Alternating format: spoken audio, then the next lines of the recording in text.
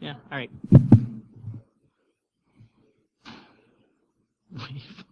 Do I have to wait another minute? Do you guys mind if I start a minute early? All right. So my name is Amanda Berlin. This is Lee.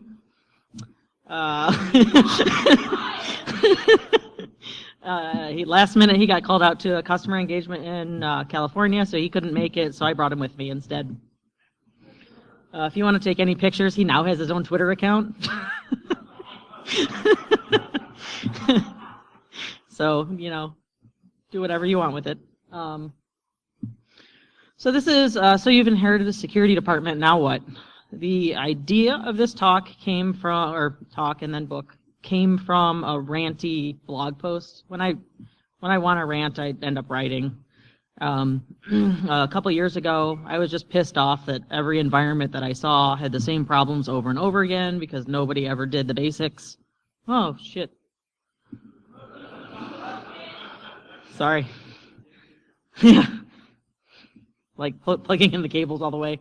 And it was just kind of all this stuff out there is free that you can do. It just takes a little bit of work, and nobody's doing it. So I wrote the blog post and then started talking to O'Reilly, and it turned into a book. So that's me. I work at Hurricane Labs as an information security architect. We do Splunk implementation and managed service. We do managed service stuff around that. We have a SOC, that kind of stuff. I've worked in healthcare, ISPs. I've done the Hurricane Lab thing now for almost 2 years. Lee works for Leviathan. And I'm not going to introduce him. No. He's not here, yeah. So that's my Twitter handle and my blog. I haven't updated it recently, but I've been kind of busy. This is the book. It's not out in print yet, but you can pre-order it online. It's on Safari Online. The first 4 chapters are out now. And it should be out in print in March. And O'Reilly has been absolutely wonderful to work with. So if anybody's ever interested in creating content or writing a book or anything, I really highly recommend them. It's a Malayan porcupine, if anybody's curious. I wanted a different animal. But the porcupine's good. I wanted the narwhal first, and they said I couldn't have the narwhal. You can't pick a mythological creature. It has to be a real animal. It's real, yeah. So I thought, I mean, the porcupine's a pretty good defensive animal anyway, so it fits the title well. Why couldn't I have a narwhal? You couldn't pick, yeah, it was already on a book. You can't have one you can't reuse. There's not like different kinds of narwhals, so.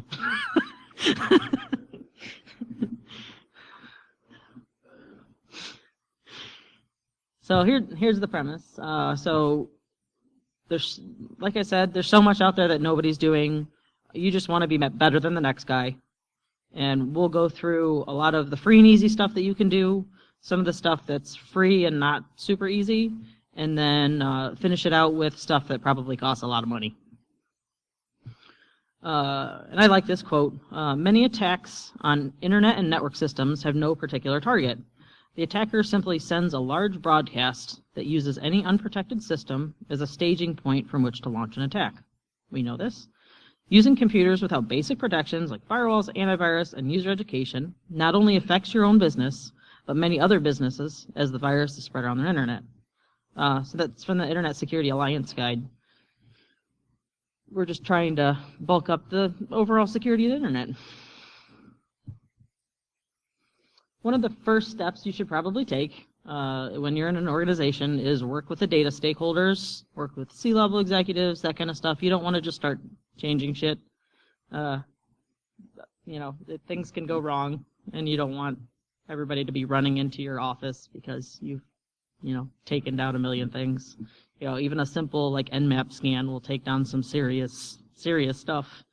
I've seen it take down like full phone systems. VPN endpoints. Like, it's always something that you want to plan out. You can tactfully explain to them all of the stuff that you can do for free. Like, all executives like the fact that when you come to them and say you can fix all of these issues and you can do it for free. I mean, how often does that happen? You want to show them that you've done your due diligence and you've done everything that you can possibly do before you go back to them and ask for money. When you talk to them, you know, depending on the size of your organization, you can create a task force. You can, you know, if you don't have a security department yet and you're building one, that's the point when you want to actually have a plan to go forward. In that plan should be milestones. You should know what your risks are and what keeps you up at night. You know, every business is going to be different. You might not have any you know, card data or healthcare data, anything like that, but you might have, you know, some trade secret that you never want your competitor to have. So everybody's going to have their own risks, and that's what you want to focus and build your plan around.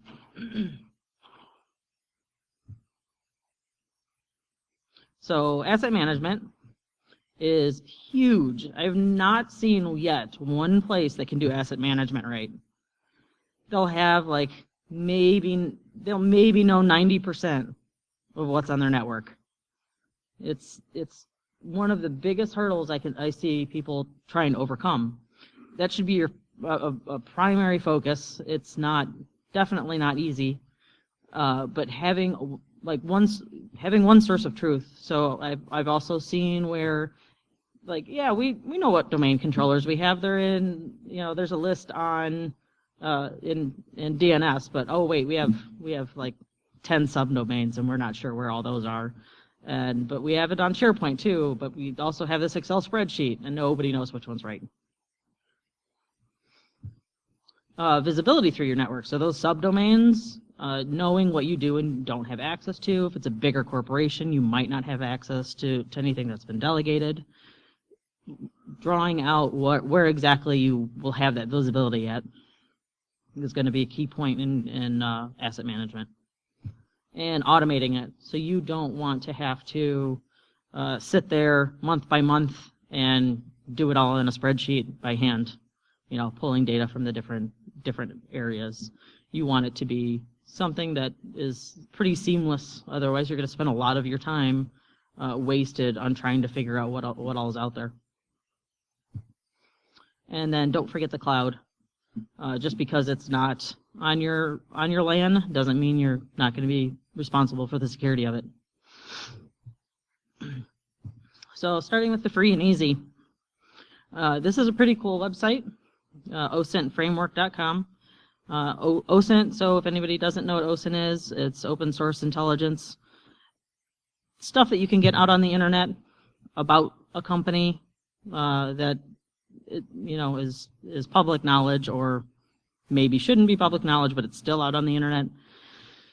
If you're looking to switch jobs, or if you're already somewhere, you can do all of this OSINT against your company without causing any problems. It's just more data collection. This website's kind of just a little GUI that'll go through and show you which tools are out there, which websites are out there for the different categories. Another thing that you can do is build with. This will tell you what your web servers are built on. You might not know. You know, Joe from 10 years ago created your website on a Windows 2000 box in IIS, and it's not in your asset list. It's not anywhere that you've seen it before. But you can find it with Google. You can find it. You can find out what's actually on there, so you know what you're going to start to secure.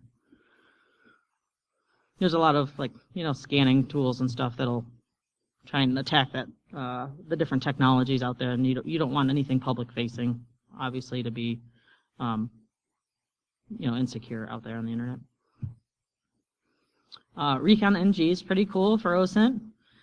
It will go out there and, so it's written like Metasploit is. You can load modules, that kind of stuff. It's kind of like Maltego. If anybody's used Maltego before, it's just command line instead of the pretty GUI. it will look for all of the different subdomains and other things like email, that kind of stuff, which an attacker is going to, anybody has access to, right? So that could be a primary focus for you to start to secure. The Harvester is a Python script that's included with Kali. You can download it, whatever, and we'll search LinkedIn, Google, Facebook, whatever, for email addresses for your domain. This is what I used. I did an internal phishing user education awareness at the hospital I used to work for. This is what I used for the first round of attacks because this is what everybody else has access to. Super easy. It takes like less than 5 minutes to come up with an email list of everybody's addresses that are out there. Those are the ones that are going to start to get hit the most. They're the ones that are going to get phished the most. Those are the people that you want to bulk up training on. That kind of stuff. Something else for OSINT is Shodan. Another great tool for asset management. You never know what's going to be out on the internet.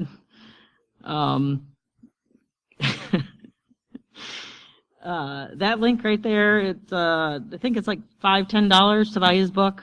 It's a pretty good book. We'll show you a bunch of different tools and search queries that you can run on Shodan. Run them against your domain. Run them against your IP address list.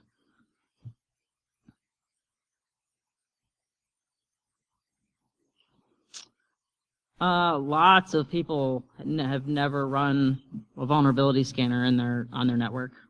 Right? Several places that I've worked so far, I show up and no, what is? Yeah, exactly. What is that? Why should I have to run a vulnerability scanner? And they don't want. We all know that you need to do that, but why? How are you going to let them know that it's worth the money?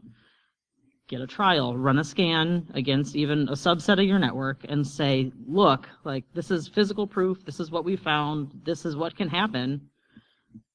And then down the line, after you've fixed what you've already found in the trial vulnerability scanner, you can go further from there. Best practice group policy objects. So I, for a long time, was a Windows admin. Yay. Yeah, right. Yeah. That's the Lord. Thank you, Todd. Yes, thank you. Somebody has to do it, right? I at one point had a printed out copy of every GPO on our network and went through them hand by hand. Boy, was that a nightmare. Yes, right. There's a lot of things that you can do with your policy, like locking down new additions to Active Directory. Somebody joins a PC to Active Directory, and you don't know where it is. You don't know. It could be some new help desk analyst that doesn't know the policies that you need antivirus. You need to do system hardening, that kind of stuff. Just adds it to the domain, plugs it in, and it can just go. You can use your policy to lock down all new additions, so they're actually forced at that point to do the system hardening. They only have the option to reboot. They're not they can't do anything else, install any programs, anything like that, until they either place it in the correct OU. Do the other. You can do local GPOs for system hardening. That way, if anything ever leaves your domain, it's already hardened. You don't have to worry about it contacting domain controllers for any changes. And there's, I could talk for days and days about GPOs, but that's the basics. As few as possible domain admins. So how many places have you been where all of the programmers have domain admin, all of, help desk has domain admin, everybody gets domain admin.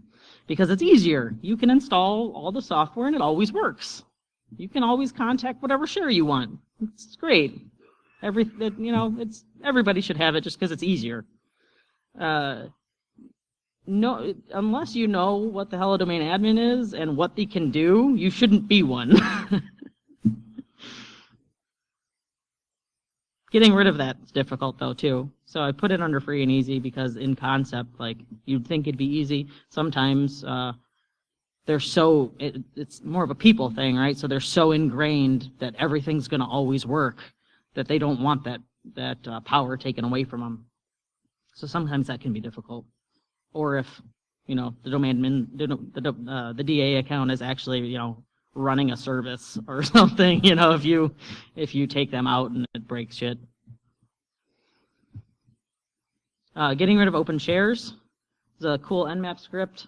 You don't have to write that down. That will search the network for anything that's an open share. Open shares are bad. Everybody has access to it, unless you want to use it kind of like a canary in the coal mine type thing for detecting malware, ransomware, whatever. There's also one I'm pretty sure there's one in PowerShell that you can do too, that will go out and search for all open shares. Disable Telnet and other insecure protocols. I know Telnet's fun. Everybody knows the port already. And other secure protocols, so like lights out cards. That protocol that lights out cards use for servers is super insecure.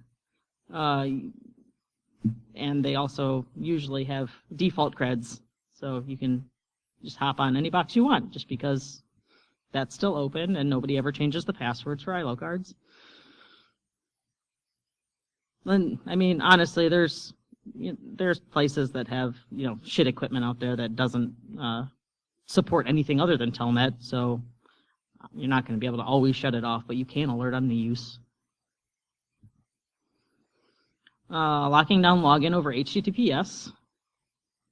No brainer, right? This is a F5 device that I found. I did the social engineering CTF last year at DEF CON, and they give you it's a competition where they give you a company and a list of things to find out about them. So I did all that OSINT research that I talked about for Frontier, and they didn't have their F5s locked down to HTTPS. You could just all of them. Like I found, I don't know, probably 50 of them at least for them that were just all the same.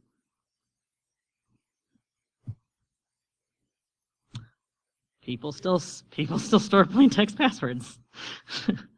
Why? The first pen test that the hospital that I worked for had was actually performed by, oh, you know what? It wasn't Trusted Sec yet. Another company, and one of our network admins saved all of the passwords for the organization in a password-protected Excel spreadsheet.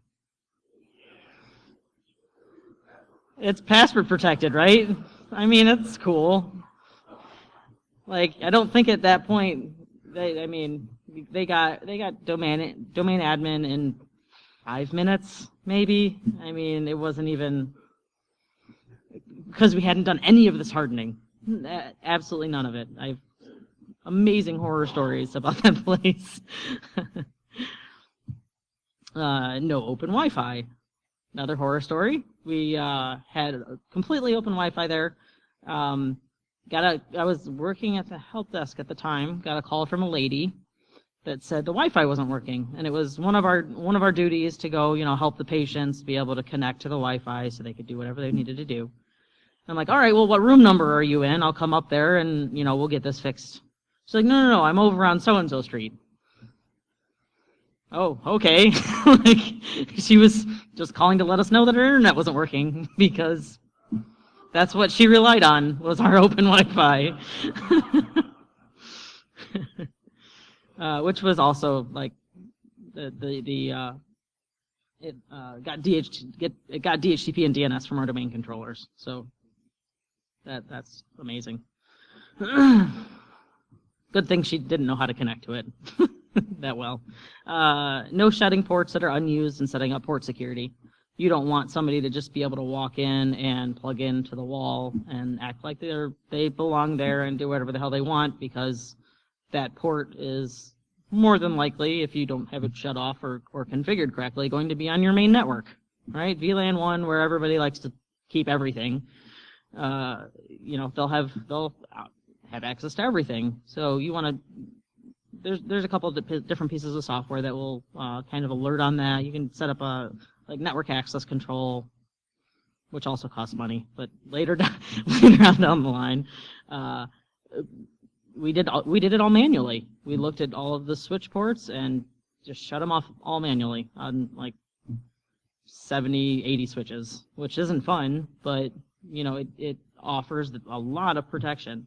Setting up port security so nobody can walk up, unplug somebody else's PC and plug into it. Port security will automatically detect that and shut off the port. For the love of God, disabling SSL and switching to TLS. So this percentage was, I don't know, I gave this talk, well, kind of a version of this talk like 6 months ago, and that was a status that 33% of HTTPS servers are vulnerable to Heartbleed, Drown, Poodle Freak, all the fancy name vulnerabilities that get their own logos. You can use SSL Labs to test your sites to see if they're vulnerable for any of this. Instead of doing the work yourself, like this is just a cool tool that will tell you And this is how to fix. SANS has a great list on how to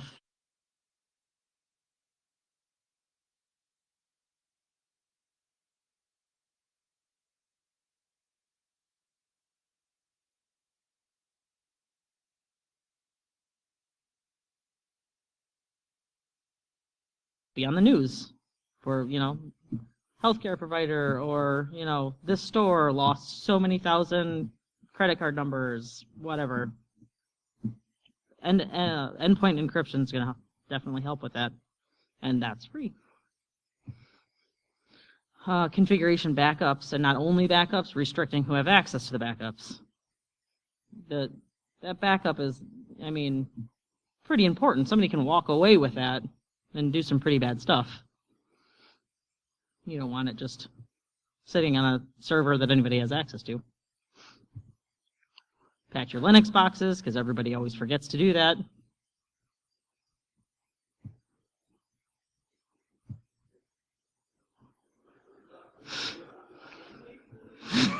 Can we please, for the love of God, remove Java off of everything? Yeah, and Flash. Yes, just kill it. And Silverlight keeps coming back. I don't know. There's third-party patching software that will update it for you, but why have to worry about updates when you can just remove it? Block browsing from servers should be a no-brainer. I've seen like porn ads pop up on domain controllers. Like,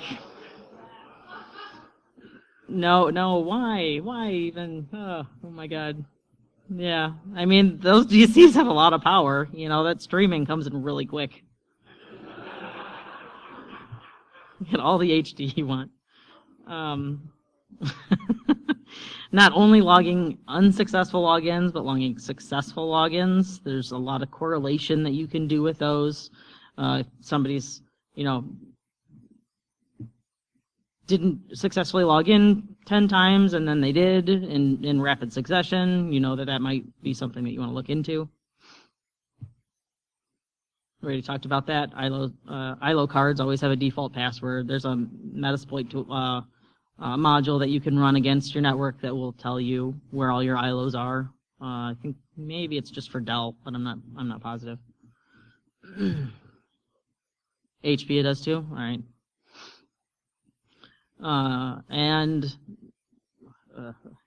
Just do your DNS servers and DCs should only be doing that. That's their main role. that's like in a Windows environment, that's your key device. If something happens to those, that's not going to be good. Like I was talking about the lady with the Wi-Fi.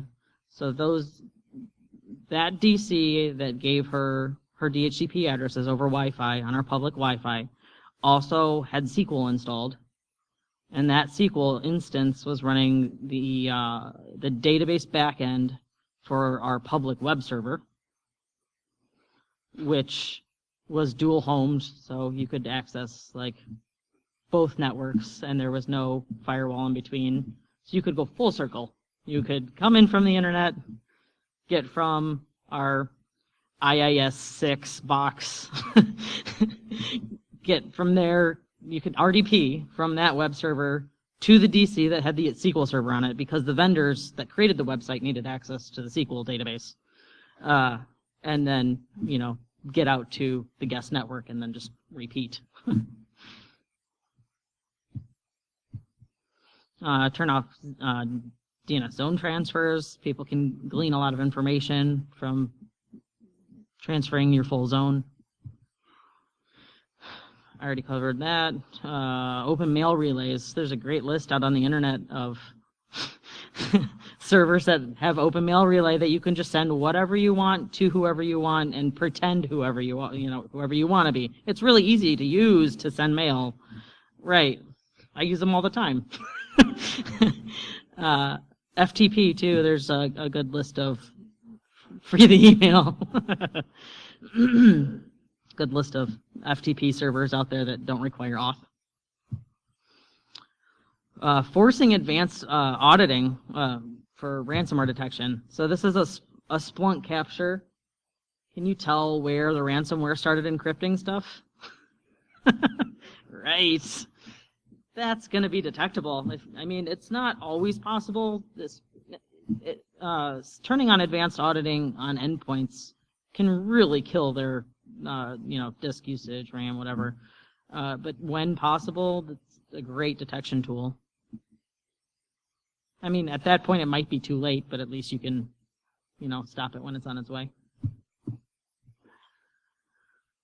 This is NetDisco. So earlier when I was talking about turning off the ports, that kind of stuff, this fixes it so you don't necessarily have to do everything by hand.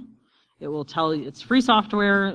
At one point it was kind of a pain in the ass to set up, but it will show you what's connected on what port. It will give you the MAC address, how long it's been connected, the port history, how many versions of iOS you have in your infrastructure. Huge list of different things. It'll tell you if the port's on or off. Just a great tool. I think you should put it in anywhere. Just it's great for the price. Don't freight your printers. Anybody remember when this happened? We've sent out a bunch of Nazi shit to printers everywhere in the world. During the book and during this talk and whatever, I asked all the red teamers I know, because I'm really, really not that good at offensive stuff, right? So I'm like, all right, what are some of the top things that you find that will get you domain admin, will get you access to sensitive data, whatever? They're like, you know what? People leave, their domain admin or regular admin accounts, plain text on printers all the time. It has access to a share that it can scan to or whatever. It's just easier to put, that admin account in there, so it just works. So some software that you can install. All of this is free. So URL scan is for Windows boxes that are running web servers. They'll filter on certain things like somebody trying to attack your website. It will see and block certain requests that it sees in the logs automatically. Fail to ban scans log files on Linux. Looks for weird stuff like a bunch of failed login attempts. What else? Like scans, that kind of stuff, and will automatically block in the local Linux firewall.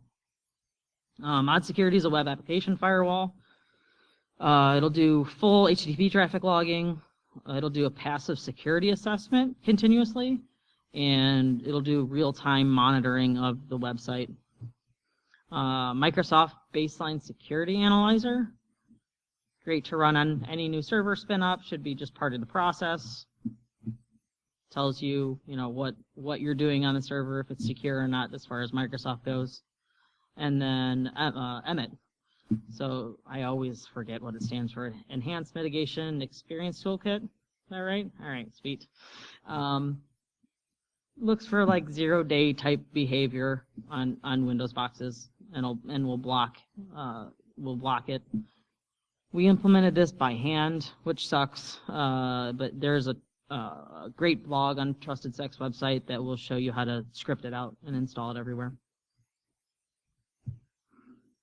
I think this is a pretty cool concept, and all of these are backwards, so I'm just going to go through them.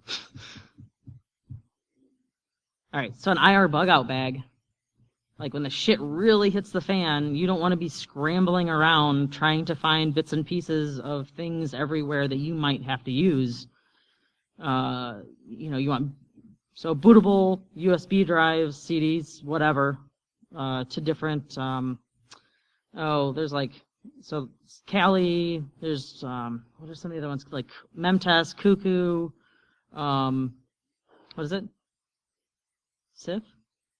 Oh. Base images that you normally use. Laptop that isn't on the domain, because if something happens to your domain controller, you want to be able to still log in. Lots of storage for downloading logs, if you can't access storage, that kind of stuff. Blue Team Handbook, it was before I even created the blog that started all this shitstorm. I read that. It's all on IR. It's a great book. It just didn't cover everything that I wanted it to cover, so I'd like to think it's a good makeup for what that one doesn't cover. But for incident response, it's amazing. Yeah, you got it right there. Author's pretty cool guy. Cables, MiFi, Network Tap, Raspberry. Your, in particular, IR playbook. SANS has some that you can use and kind of go off of. They have huge just form, like step by step, what you should be looking for what type of incidents. It's great to use. And next, because you might be up for a while. So the stuff that isn't super easy. Start to Purple Team. There's been some great Purple Team talks over the last several years when this started to become a whole concept. Fish your users, scan the inside of your network in between pen tests. Don't just rely on the vulnerability assessments. Start to learn what the offense is going to be and the attackers are going to be coming after. It's great that you're going to be good at Blue Team, but you should also know, without saying a Sun Tzu quote, what they're doing. User education, super, super important. Never use a stick, always use a carrot. You don't want to piss off your users. They're going to be your best defense. They're the most targeted, and one of your biggest risks is phishing through users that are going to give up their password, give access to their desktop to somebody that calls in and pretends they're from support. You need to give them as much training as they need. Go through different steps. The one that I had put in, there were every month we would fish anywhere from 50 to 2,000 users at a time and automatically send them through training. After that, anytime they would report anything, so like either a phishing email from us or one that came in from the outside, they would get entered into a drawing. So it's something that they know then that they want to participate in. It's going to be your greatest help to those kind of threats. There's a script out there that you can run to randomize your local admin passwords. That way you're not doing password reuse on, 3,000 and PC endpoints across the environment. Makes it kind of harder to pivot. And least privilege is a concept, not giving Debbie and HR access to the SQL servers, not giving everybody access to backups, that kind of stuff. Sometimes it's in a smaller environment, it's not as easy, especially inside the IT organization, just because everybody's kind of a jack of all trades. They need to have access to certain things just because you're a small group. But at a certain point, you need to have like role separation. Application whitelisting instead of blacklisting. If you do application blacklisting, you're just like trying to do whack-a-mole on all the different applications that are out there. You can spin up an exe that's named anything. There's no way you're going to detect on that if you do blacklisting. This is not easy. If you, going back to asset management again, if you don't know what software that your company uses, you won't know where to even start for this. And doing canary in the coal mine. Set up a share that is open, has a couple files in it, and alert on all access to it. Normal people won't know that it's there anyways. A script will find it.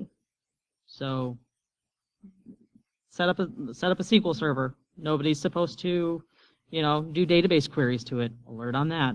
Whatever is one of the bigger roles that is in your infrastructure, take something and make a fake copy of it. For pulling out like OSINT emails. So on your website, where nobody can see it, put it in white text on white background, put it in black text on a black background, put a fake email address. Anytime that email address gets emailed, it's somebody scraping your site, sending to everybody that it can find. And egress filtering. So many people don't filter outbound traffic because, all the threats come from the outside, right? There's no way that somebody's going to bring a laptop in from home infected everywhere and get everything else infected. Huh? All your DNS runs through China. Mine too.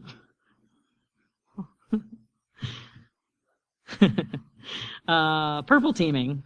More purple teaming. So, like I said, I consider myself really, really shitty at everything offensive, but some of it's not super difficult. There are so many good tools out there that you can do basic red teaming inside your organization. Responder was listed as one of the top tools used to gain domain admin by Spider Labs. They wrote it, but a little biased. It's great. It's an amazing red team tool. You can see all the NetBIOS queries, so NetBIOS and LMNR, which I always say super fast. Windows PCs use that before they call out to DNS, and it can be very easily spoofed with Responder. Credentials can be captured over that.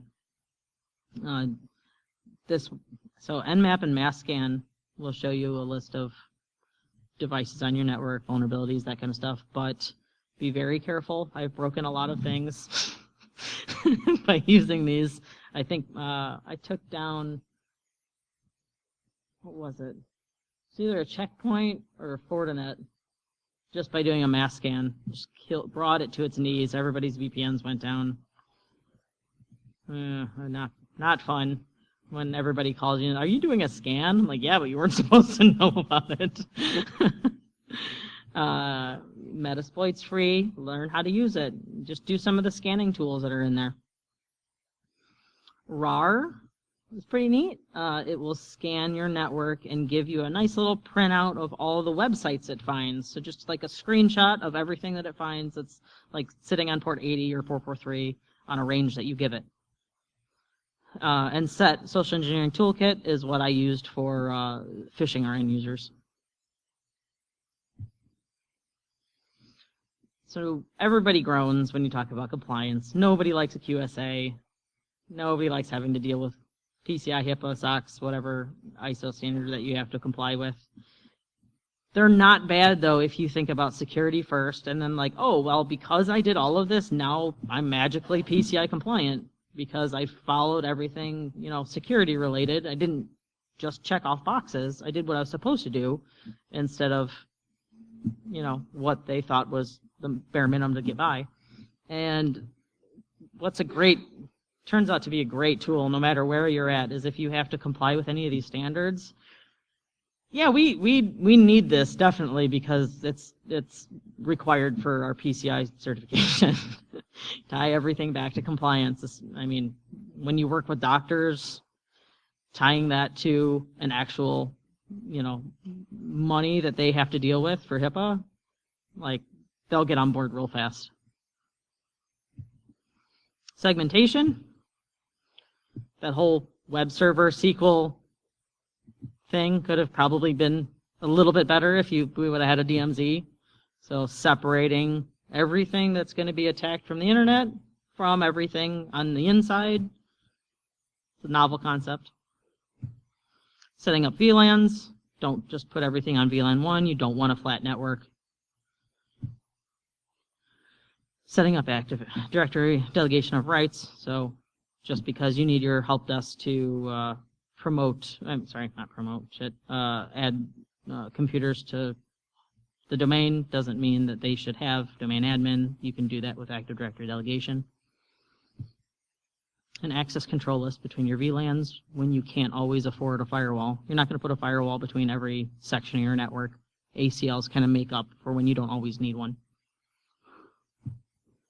And finally, to the part where if you've gotten all of this done, it's all been free, you've been working for a year and a half, 2 years, 10 years on all of this free stuff, you can say, look, this is where we were, this is where we are now. This stuff would give us that extra boost to get that much further in our security. Getting the real vulnerability scanner at this point.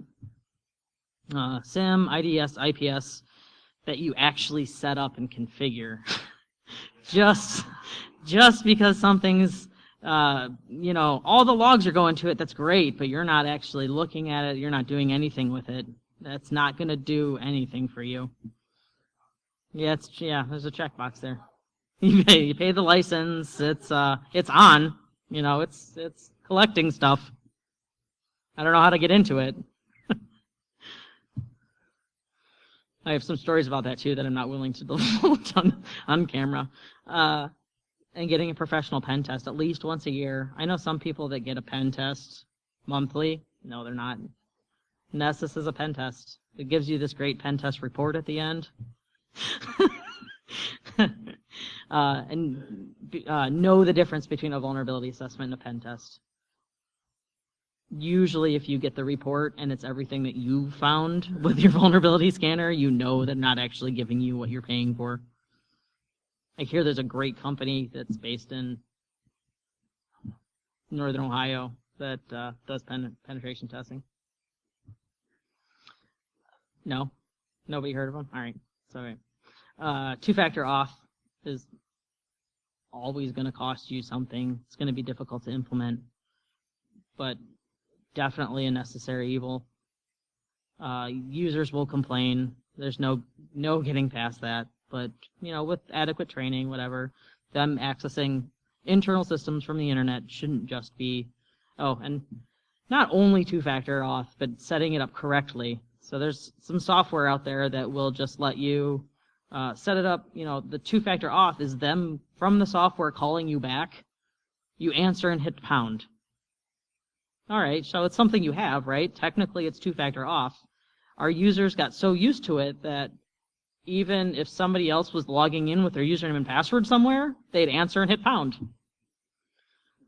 Because, it's from a phone number. It's from a phone number they recognize. It's ingrained in their, they're like, oh, maybe it's something in the back end that's doing it. They have no idea that it's, so technically it's two-factor auth, right? And advanced buzzword cyber blinky boxes. There's a shit ton of them out there. Whatever one that you feel is going to provide the most network. Next gen. I should have added next gen to that. Oh, I need to hurry up. Getting organized. I'm the whole GPO thing. Like, I'm super anal about like 100% everything, right?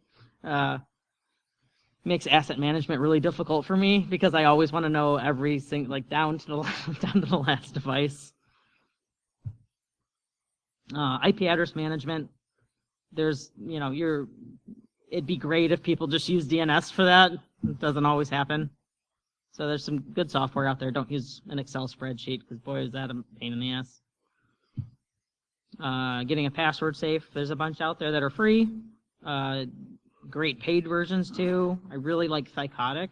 It's a really good one. Like for larger organizations, you could do role-based and least privileges for different passwords, different containers, that kind of stuff. And they have really cool magnets. Totally not to do with it, but instant response tabletops. These are super cool. Will give you a lot of information about how your organization works as a whole. We had a customer do an instant response one week. The next week, they got hit with almost exactly what they were planning on and what we did in the tabletop, and they still fucked it up. Yeah, but way less than they would have if they wouldn't have done the tabletop. They changed a lot at that point to, who they need to call, what processes they need to go for, the different situations that might arise. Doing those, giving everybody kind of a practice, isn't going to make it so when it happens in real life, they're running around like crazy and can't figure out what to do, who to call, whatever. And not just tabletops, doing the drills too, if you can. I mean, sometimes there's, limitations to drills that you can do, depending on, how much downtime that you can take. And writing it all down, knowing exactly from those tabletops and from those drills, keeping it in a procedure where everybody has access to it so you know what you're supposed to do. So this is good, kind of just for, it's true, right? You could do all of this stuff to lock down your network. You could have, rock solid, but going back to user education, if your users just up and give up their password, you're still on fire. That user's going to help that little last percent. All right. All done. Questions?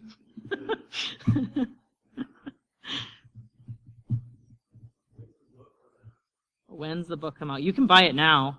And if you find me, I only have one left on me, but I have coupons for the book right now. You can get it on O'Reilly's website. You can get it on Safari if you have a Safari subscription. And if you get it now, you get the chapters as they come out. Physical copy comes out in March. Yes, sir. 3 million devices still run Java, and 2,999,999 shouldn't be. Yeah. Say thanks to Lee, too.